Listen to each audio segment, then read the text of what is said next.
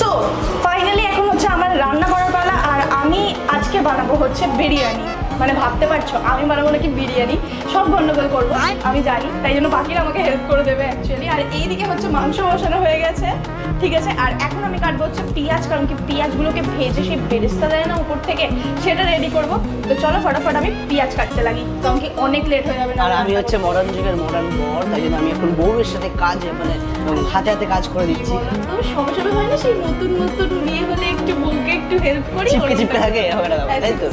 আমাকে কি করতে হবে আর বল? হ্যাঁ তুই আলুগুলোকে ধো। ওকে, হ্যাঁ আমার কাজ হচ্ছে আমি আলু পেঁয়াজ দিতে হবে কেটে আমাকে।